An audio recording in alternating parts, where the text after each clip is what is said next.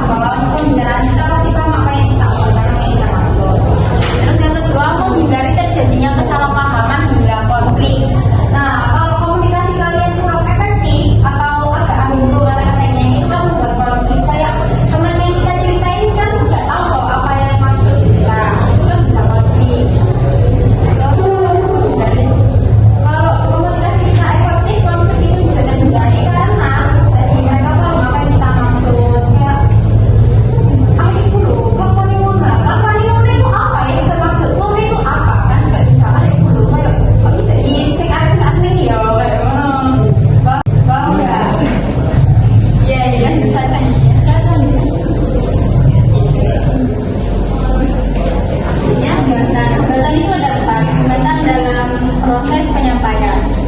Nah, hambatan ini bisa datang dari komunikator yang kesulitan menyampaikan pesan-pesannya. Itu contohnya kayak misal kita sedang melakukan presentasi, terus yang presentasikan itu kurang memahami materi tersebut sehingga jalannya presentasi itu kurang efektif. Terus yang kedua itu hambatan fisik. Nah, hambatan ini merupakan pendengaran yang kurang tajam atau adanya gangguan pada sistem suara. Contohnya itu semisal aku kan punya teman. Nah, temanku itu punya pendengaran yang kurang tajam sehingga kalau berkomunikasi itu kan mesti kayak harus butuh effort buat ngejelasinnya, harus kayak butuh suara yang keras kayak gitu. Nah, yang ketiga itu hambatan seperti. Nah, hambatan ini menuju kepada adanya pengertian maupun pemahaman antara komunikator dan komunikan. Nah, itu contohnya kayak misal kita berada di dalam diskusi, terus pemateri itu menjelaskan materi itu dengan bahasa yang ambigu yang sekiranya itu audiens itu nggak paham apa yang dijelaskan sama bahasa yang mereka ucapkan dalam materi tersebut. Terus yang keempat itu hambatan psikososial. Nah, hambatan ini komunikasi dapat terhambat ketika adanya perbedaan yang cukup signifikan dalam aspek kebudayaan, adat istiadat, kebiasaan, dan fungsi. Nah, ini contohnya semisal aku kan dari ini ya, aspek kebudayaan bahasa. Nah, semisal aku kan sekolah orang Madura. Nah, aku tuh kuliah di Surabaya, sehingga kan kalau ingin berkomunikasi itu sulit sama anak-anak yang di Surabaya karena nggak tahu kan, nggak ngerti bahasa yang disampaikan. Jadi seperti itu.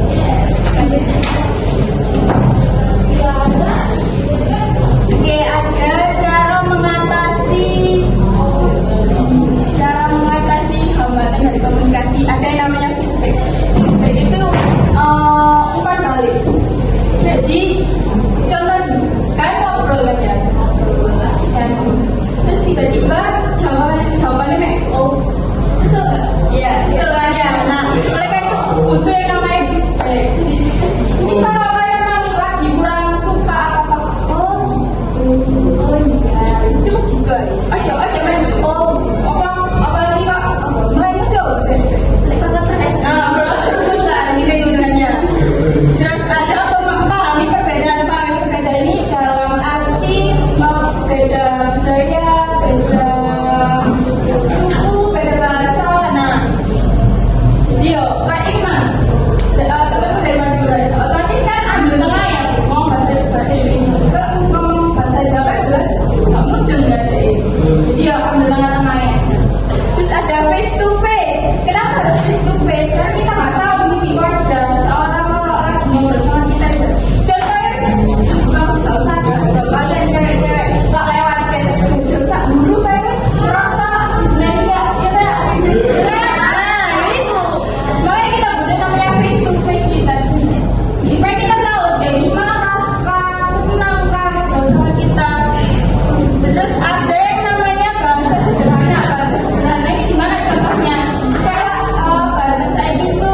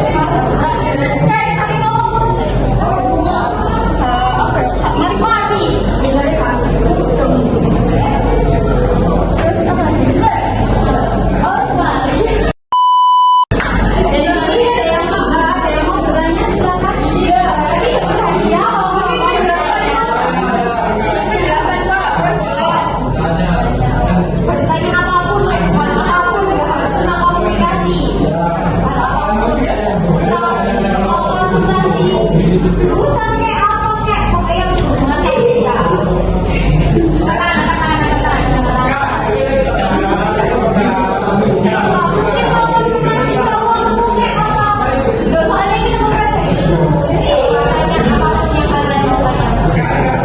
Bertanya, katanya istirahat. Lama-lama istirahat.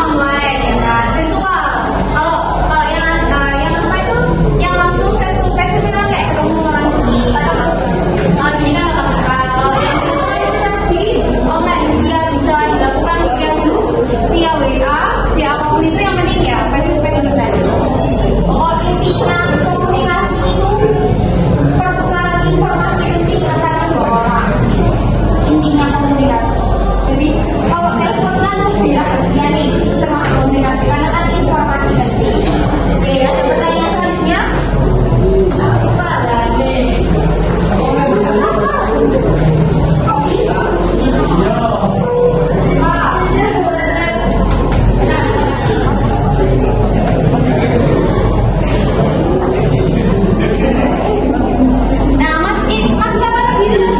Namanya? Gali. Nah, Mas Gali